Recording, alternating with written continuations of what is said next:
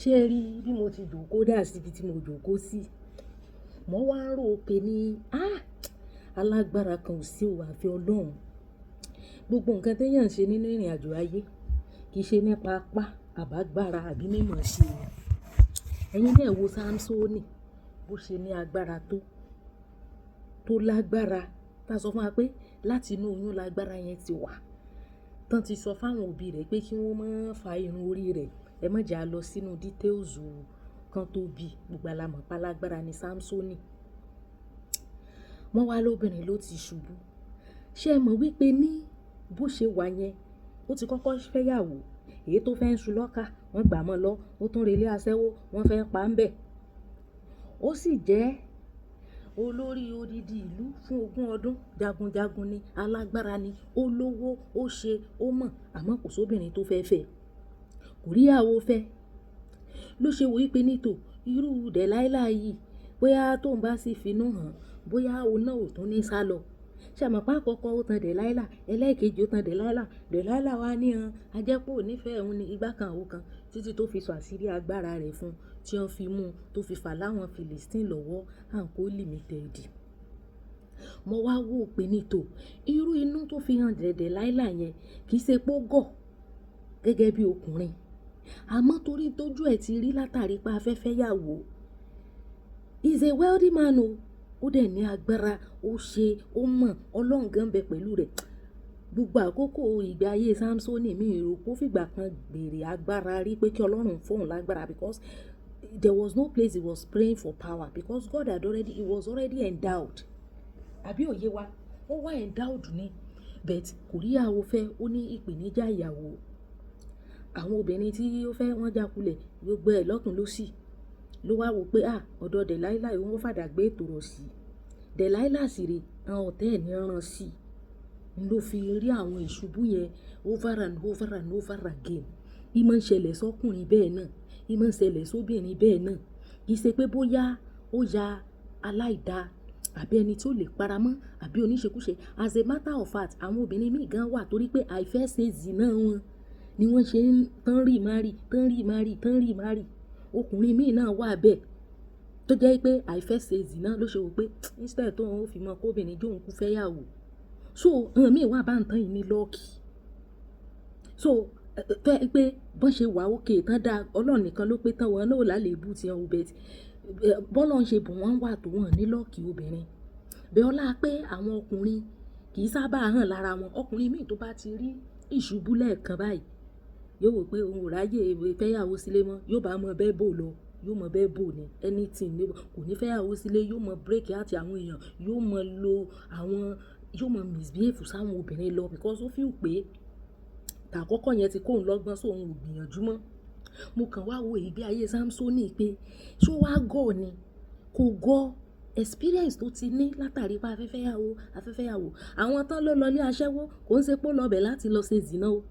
Ó wáyàwó lọ bẹ̀ ní o. Ṣé ẹ mọ̀ pé èyí tó fẹ́ ń ṣu lọ́kà gan lódidi tó jẹ́ pé ó fẹ́ yàwó the right way wọ́n padà gbá lọ́wọ́ rẹ̀ ni. Àbí àbáyé nísìn ló ṣe wò pé bóyá kíní ló fi lọ padà kọ̀ ọwọ́ Dẹ̀láílà. So ohun tí máa ń ṣàn mí nu. Some people were not that lucky in relationship and Ọlọ́run nìkan ló yé most yẹn tán máa ń da ọkùnrin tán máa ń da obìnrin tán máa ń da àwọn. Wọn ì sábà ní lucky. Even kó ṣe pé èèyàn gan lèèyàn ṣe mistake. Pé àṣìṣe ni. Tó bá ní lucky ọkùnrin mi á ṣe wò pé it's a mistake. They will move on with their union. Bẹ̀ àwọn míì wà bẹ́ẹ̀ tẹ́ pé wọn nínú irú lucky yẹn náà pé tán bá ti ẹ̀ ṣàṣìṣe kí spouse yẹn kó forgive wọn. In ló dífá fún ẹlòmíì tó fẹ́ ìyàwó mi, tó fẹ́ ọkọ mi, tó tún fẹ́ ìyàwó mi, tó tún fẹ́ ọkọ mi, tó fẹ́ ìyàwó mi, tó fẹ́ ọkọ mi. Èmi rí bí ẹni pé ní kì í ṣe èébú téèyàn fi mọ́ mọ́ọ̀kì èèyàn. Tẹ́lẹ̀ a máa ń sọ wípé ní ọkùnrin tó bá fẹ́ ìyàwó kìíní tó lọ, ìkejì lọ, ìkẹta lọ pé òun náà ò dáa ni. Àwọn míì wà tán ní luck. Ẹ wo irú Sámsónì yẹn. Sá sọ pé èèyàn bú ni. Ṣé owó ni ò ní, ṣé agbára ni ò sí, ṣé caring ni ò sí ni. As much as tó ṣe ń care fún Dẹ̀láílà, gbọ́ pé ó hùwà burúkú sí Dẹ̀láílà rí. Ṣé bó fẹ́ múnú ẹ̀dùn náà ló ṣe wò pé ó dáa náà inú irun òun lágbára òun wà ọjọ́ tán bá ti fà òun ò ní lágbára mọ́. Bọ́n ọkùnrin míì ṣe mọ́ ṣe nù. I have them plenty in my DM. Tán ti fún obìnrin ní nǹkan tóbìnrin yẹn ò padà fẹ́ wọn. Bọ̀dá kan ló ṣe ìyàwó lẹ́nu ọjọ́ mẹ́ta yìí tí ìyàwó ń jó mùkúlùmùkẹ́ tí ò sì padà tẹ̀lé lọlé. ẹ já àzúmù pé ìyàwó yẹn tẹ̀lé lọ ilé ńjọ́ yẹn tán kàn sùn tán jí tó dijọ́ kejì tó lóun ṣe afẹ́ ra nǹkan ọbẹ̀ lọ́jà tí ó padà wálé mọ́. Ṣé mọ̀ pé bọ̀dá ní gbogbo wọ́n mọ wò bí èèyàn bú pé ìyàwó ọjọ́ kan ìyàwó òdúró lé rẹ̀ bóyá òun náà dá ni. Àbí àbá ní ìsìn bí ọlá pé kò tẹ̀lé lọ ilé la ṣe mọ̀ pọ́mọbìnrin yẹn ni ó ní lọ́wọ́ tí ò nífẹ̀ẹ́ láti fẹ́ bọ̀dá. Míì wà bá ń tọ̀ jẹ́ pé ń wulẹ̀ tẹ̀lé ọkùnrin yẹn lọ ilé físíkà ni ọkàn wọn ò sí lára ọkùnrin yẹn. Ọkùnrin míì náà rí bẹ́ẹ̀ tí ò wulẹ̀ fẹ́ obìnrin lọ ilé tí ò nífẹ̀ẹ́ rẹ̀ tí ọmọ rí nírí pé òun ṣàánú rẹ̀ ni. Ìyẹn náà máa wò pé torí gbogbo challenges tó ti ní sẹ́yìn just like Samson gbogbo challenges tó ti ní sẹ́yìn pé eléyìí tó ṣe bí ipò tún gbórí dúró yìí jẹ́ kó òun ó attach mọ́ tó dẹ̀ jẹ́ ìpè níyẹn ò nífẹ̀ẹ́ rẹ̀. So kọ́lọ́n kó mọ tọ́ ìṣiṣẹ́ wa ni ẹ mọ̀. I just thought about Samson because when I did my quiet time, I was reading that story and I was now imagining, but this is the situation of a lot of people today.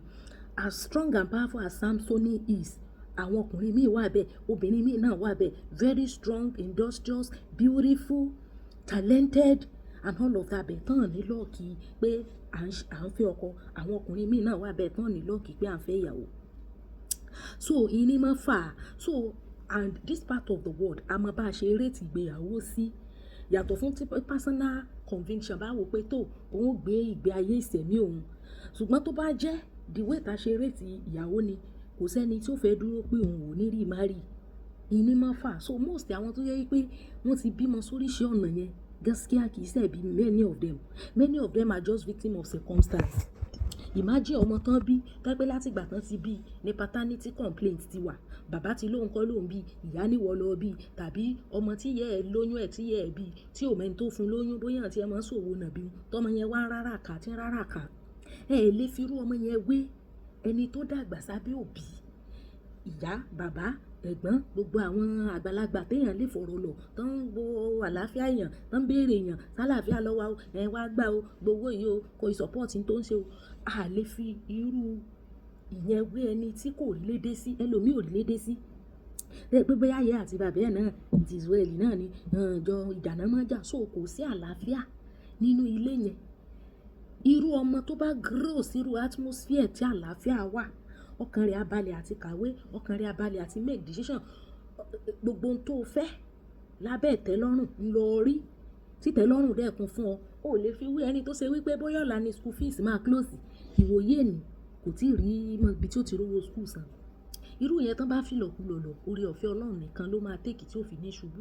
O lè fi wé ẹni tó ṣe pé kówó school tó jáde wọ́n ti bá send ẹ̀ ọkàn balẹ̀ ó dàgbà ó grow up sí atmosphere pé ìbẹ̀rù Ọlọ́run wà àlàáfíà wà there is peace there is a home to where they will cuddle you show you love pray for you and all of that. So I just thought of it and my illustration I might not be 100% right but I think that Samson's story really explain a whole lot of things to me about people that it's not as if they are bad people. Life just treated them that way. So God Almighty will help us all.